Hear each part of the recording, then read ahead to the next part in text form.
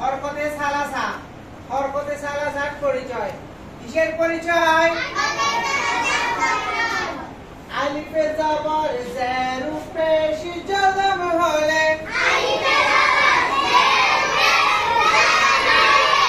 ওই আলিফকে হামজা বলে। বুঝেছেন আপনারা? আলিফের পর কি? আলিফের নিচে কি? আলিফের উপরে কি? আবার আলিফের উপরে এটা কি? আলিফের উপর কোনাকুনি কি? এটা কোনাকুনি টানের নাম। উপরে কোনাকুনি টানের নামে জবর পড়েছিলাম। এবার জবর জের এগুলা পড়াবো, ঠিক আছে? উপরে কোনাকুনি টানের নামে কি?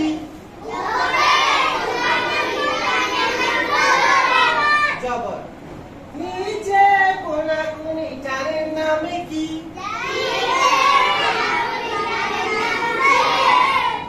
উপরে এক মাথা বইটার নামে কি? উপরে এক মাথা বইটার নাম পেশ। কেমন? উপরে এক মাথা পাকাটার নাম কি?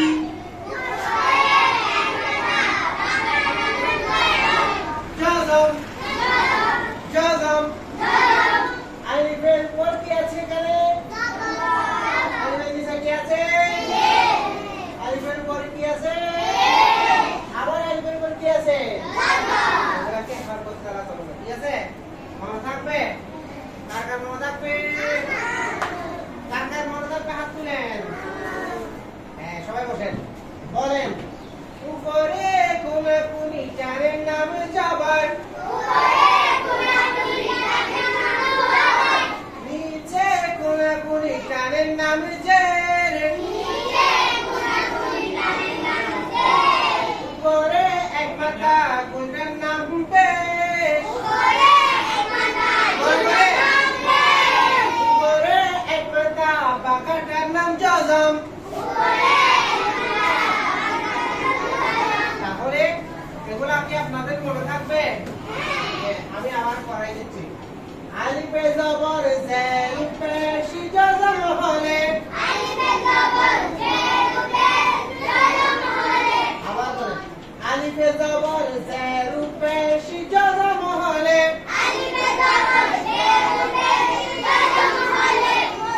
ওই আলিফকে হামজা বলে। ওই আলিফকে কি বলে? ওই আলিফকে হামজা বলে। তাহলে আজকে আমি আপনাদেরকে এখানে ডায়েরিতে লিখেও দিয়েছি। কেমন? 14 পৃষ্ঠা হরকতে সালাসা। হরকতে সালাসাগুলো ভালো করে শিখতে হবে, মুখস্থ করতে হবে এবং লিখে আনতে হবে, ঠিক আছে? আপনারা খাতায় কে কে লিখে আনতে পারবেন? কালকে হাত তুলে কে কে লিখে আনতে পারবেন? ঠিক আছে, বসেন সবাই। এইবার সবাই খাতা কলম বের করে লিখে দেন এটা।